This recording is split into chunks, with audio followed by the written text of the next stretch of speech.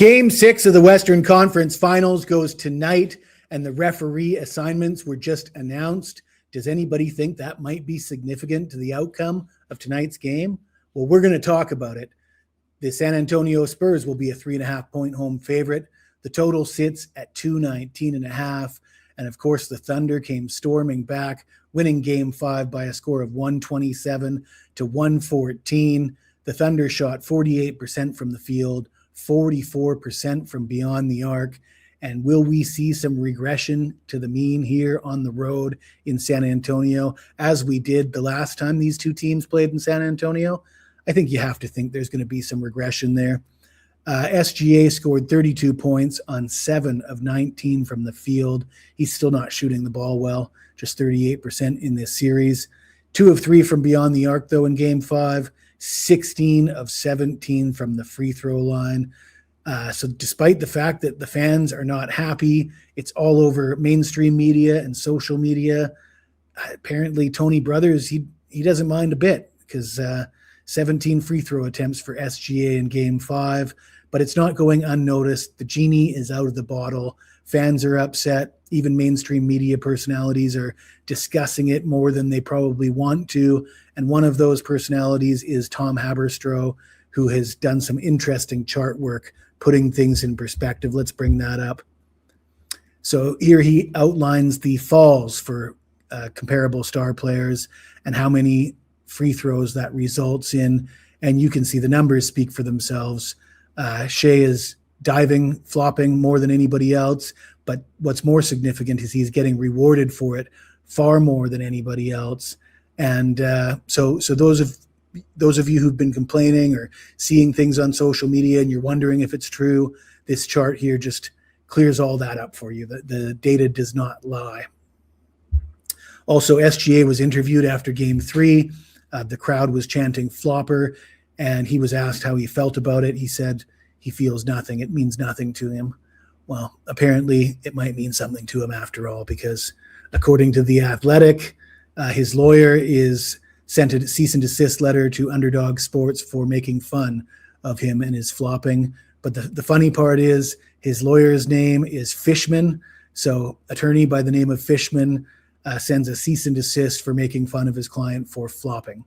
No flopping, says Fishman. The story kind of writes itself, doesn't it? Anyways, aside from that, Caruso had 22 points off the bench in Game 5, 5 of 10 from the field, 4 of 8 from three-point range. He shot out the lights, but he was also 8 of 8 from the free throw line and lost in all the talk about Shai Gilgeous-Alexander flopping. It's not a solo effort. It's a concerted effort. It's team-wide. The entire team is doing it. McLean, he scored 20 points on 7 of 19 shooting, 3 of 9 from beyond the arc. I think we'll see some regression from him as well. He doesn't appear to be a great shooter. He takes a lot of bad shots, and they're not going to go in every night. The injury concerns still exist for the Oklahoma City Thunder, and that could be significant here in tonight's game. Jalen Williams is listed as questionable. I would have to think if he's 50-50, they're going to keep him on the bench, save him for a potential Game 7 or the NBA Finals. And AJ Mitchell will not play. He's out. We probably won't see him for the rest of the playoffs. So it will be a short-handed backcourt for Oklahoma City again tonight. Adam Silver was on the Pat McAfee show during the week or after Game 5, and McAfee asked Adam Silver what he thought about all this attention being drawn to the officiating and the flopping.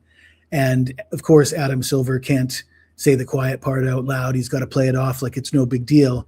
He said players are taught to sell the calls these days, and he shrugged his shoulders as if that's just the way it is. Well, I got to tell Adam Silver, there's no market for players selling calls to the degree that SGA is doing it and the Oklahoma City Thunder are doing it. The fans won't continue to pay money to watch that. And it's not just the way it is, because the league rule book says if you embellish and you flop, you should be called for that. And it's not a matter of needing to change the rules. It's just a matter of needing to enforce the rules. But we have a different referee assignment tonight, so maybe things will be different. Also, Adam Silver said, this will all be cleared up. No problem. Don't worry. It'll all be cleared up, because we're going to introduce artificial intelligence, instant replay, and that's going to fix all the league's problems. I'm a skeptic about that as well. So SGA coming off of a 32-point night. I think he landed right on 43 or 44 points, rebounds, assists in game 5, despite having his best game of the series. Now he goes on the road where he struggled in the last game. His PRA sits at 42.5, and he's gone under that number in 10 of his last 15 games, and he's gone under that number in 4 of his last 5 road games. I like SGA to go under his points, rebounds, assists in this game 6. Before we get into San Antonio, let me just tell you about a bit of a promotion we got going on. I'm not going to try and sell my own picks because my picks have been in the toilet the last 2 days, but I will tell you the World Cup is coming up in mid-June. Oh, by the way, I was number 1 in the last World Cup. I hit 71% of my picks. I do have a 5% play for the first round. I've got a play on the opening match, a 4% play. So my picks are available, but anybody's picks. If you're interested in the World Cup, we got plenty of great handicappers at WagerTalk and Picks and Parlays. So keep an eye out for the World Cup. And if you're interested, we got this all access package for $149. Now let's get back into the video and let's talk about that. The San Antonio Spurs. So the Spurs didn't play well enough to win regardless of the calls I will admit, the Spurs just didn't play well enough to win. They didn't deserve to win the way they played, especially Victor Wembanyama, 20 points on 4 of 15 shooting, just 6 rebounds. And, that's a few bad games now we've seen from Wembanyama. His best game, of course, was his last game at home in San Antonio. The Spurs shot 40% from the field and 29% from three-point range, which I believe is the exact same numbers from game 4 where they dominated and won by 20 points. So, just saying. De'Aaron Fox, just 9 points on 4 of 15 from the field, 0 of 4 from beyond the arc. I did have Fox over his points, rebounds, and assists in game 5, and that was not a great pick. Didn't work out. Apparently that ankle injury maybe is still lingering. The free throw attempts, 38-32 for Oklahoma City. That's a combined 70 free throw attempts. And you put that in context with what the norm is in the league. For example, game 4 in San Antonio, 50 combined free throw attempts. Game 1, 48 combined free throw attempts. The league average throughout the regular season between 48 and 50 free throw attempts. The league average historically in the playoffs goes down approximately 2 fewer free throw attempts per game.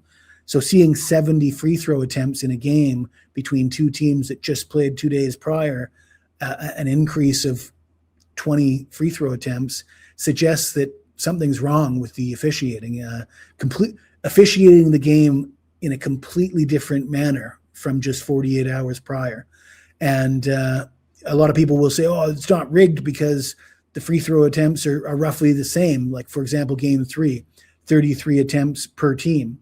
The problem is many of the free throw attempts for Oklahoma City are caused by their own players committing fouls, offensive fouls, and the calls going the wrong way.